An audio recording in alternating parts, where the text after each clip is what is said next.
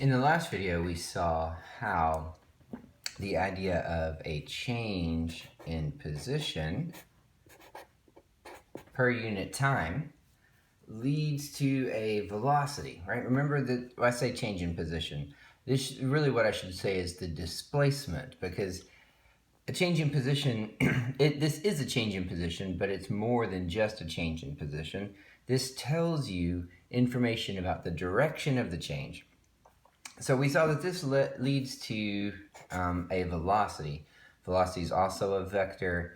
It has a direction associated with it. What I want to try to convince you of now is that this has to be what we will call the average velocity. And to see why, let me remind you what the delta does. The delta takes into account only final and initial quantities. And for a delta x, we've got an x initial and an x final. And what we said is that it does not care about the intermediate path. So we assume normally that this is the path we take, but that doesn't have to be the path we take to get from x initial to x final.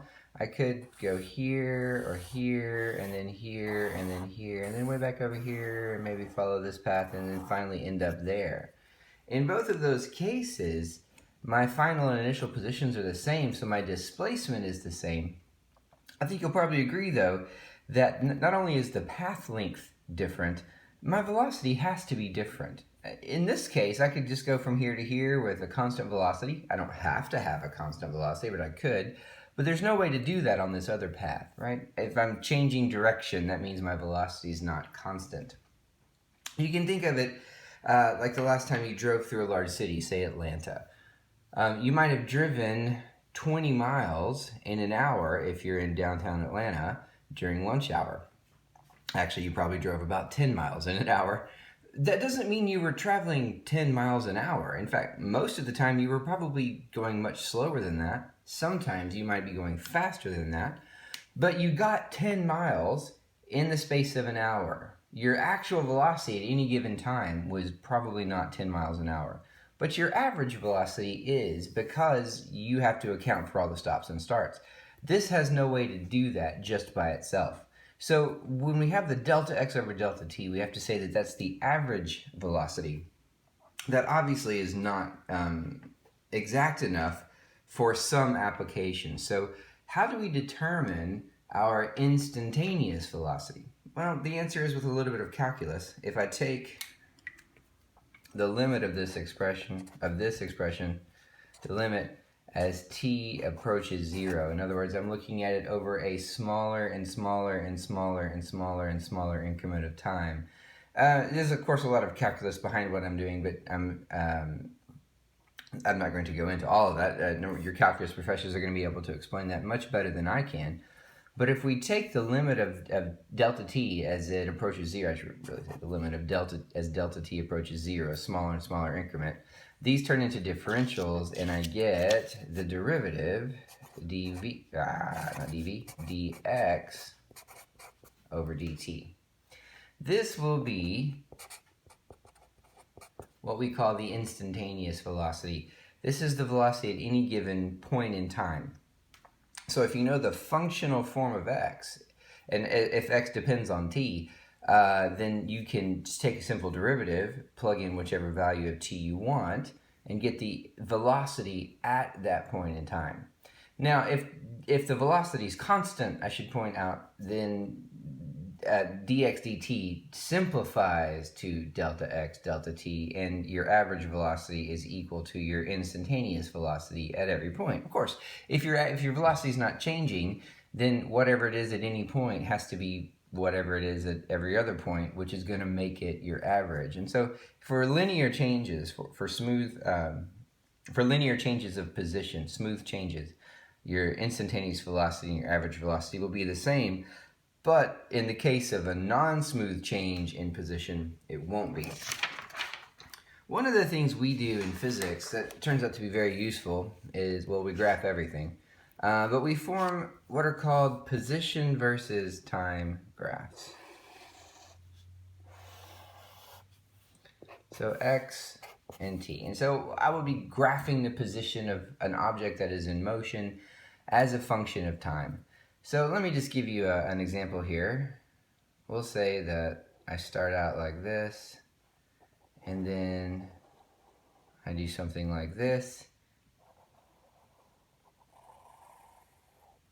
and then I do something like that. So whenever you see graphs like this, my first instinct would be to think through the actual motion. Just picture it in your mind and see what it's doing. So the position initially, remember at t is equal to 0 is when we're going to start caring about the system. The position initially is at some x, some positive x, and so I have my origin set up somewhere, and I have an object set up somewhere else. And then let's ask ourselves, is the position changing? Well, the position is not changing, right? The position stays constant for as time marches on. The position doesn't change. What that has to mean is the object is sitting still. And then at this point, the object starts moving.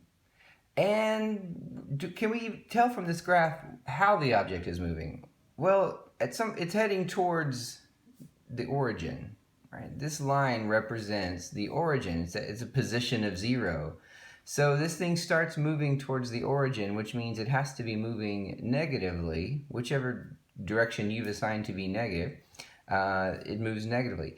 It goes through the origin and doesn't stop. It keeps changing, right? Your position is changing with respect to time until it gets to this point at which it stops changing. What that has to mean is that the object stops moving. So let's sum up what we've got so far. Object is sitting still for this amount of time. It starts moving towards the origin, passes through the origin, goes into the negative region, and then stops, and then starts moving again here. Now, what direction is it moving? Well, the position is heading towards the origin, so this thing has to be moving back towards the right or left, however you defined it. It has to be moving back positively. It's still in the negative region, but it's moving in the positive direction. In this case, the change in position is not a straight line like it was here. It's a curve. What that means, you might be able to convince yourself, is that in equal amounts of time, right? If I divide up this time axis, let me do it in something you can see.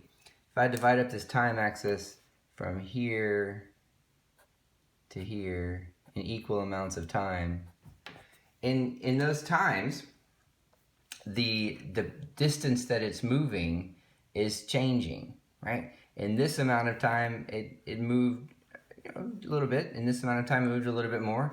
So if the position is changing at a different rate per unit time, what that has to mean is that the velocity is not constant.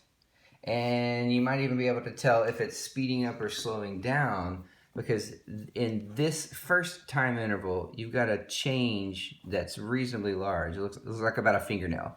But in this time interval, it's kind of hard to see. You've got a less of a change in position. In the third time interval, even less of a change in position. That might not be obvious from my Sharpie drawing. But maybe you can see it, and if you're careful with some graph paper, you can see it really well. So the object has to be actually slowing down here, interestingly enough.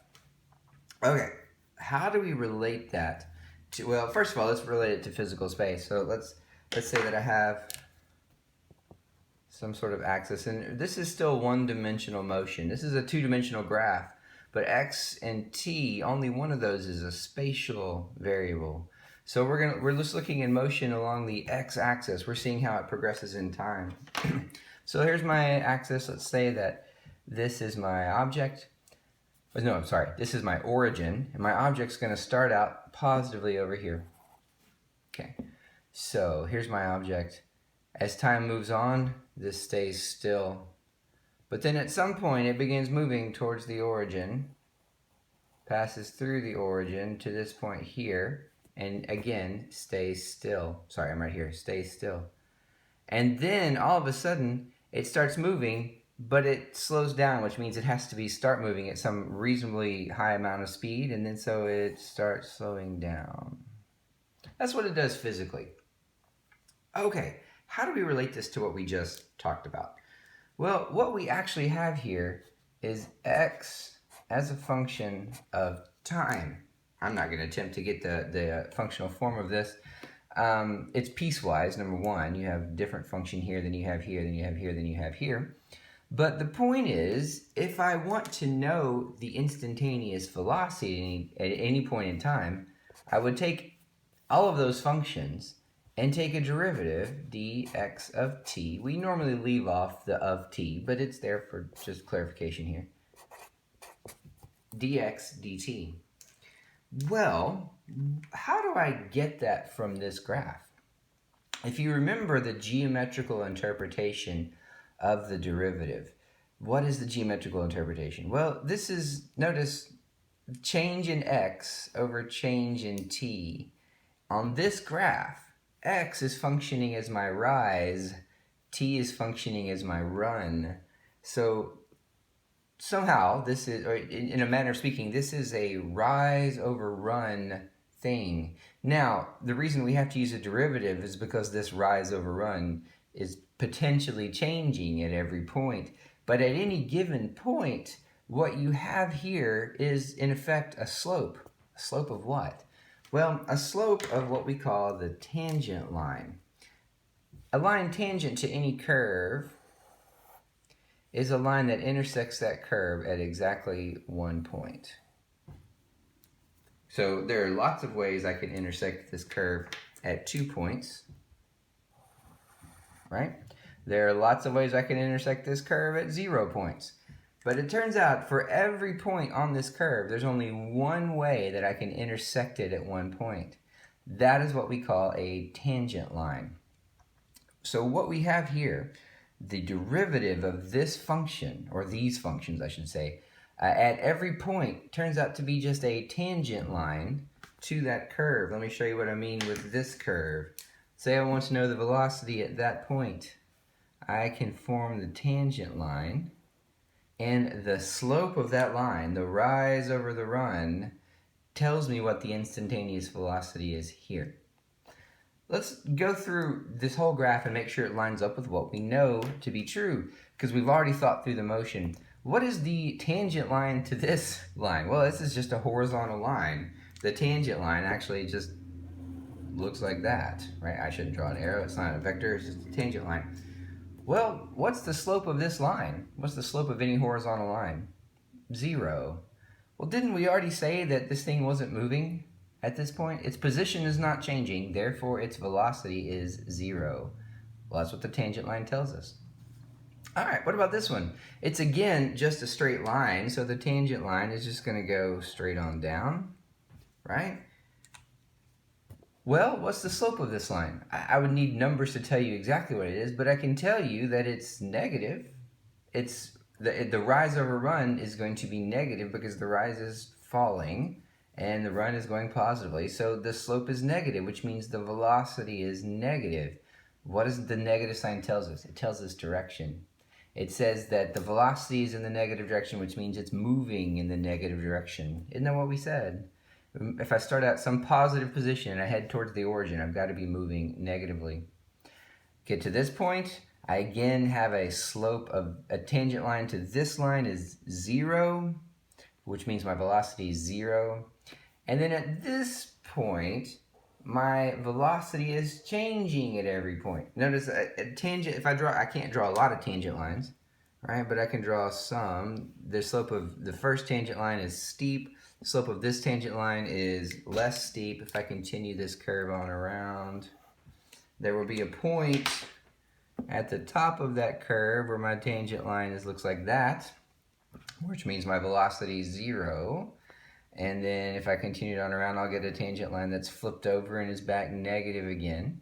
So this is probably the more interesting portion of it. But if you know the functional form of this, you can determine the velocity at every point by taking a derivative. Graphically, what that means is that the velocity is equal to the slope of the tangent line here. You can do all of the same thing with the acceleration. I'm not going to write it out, but it works the same way.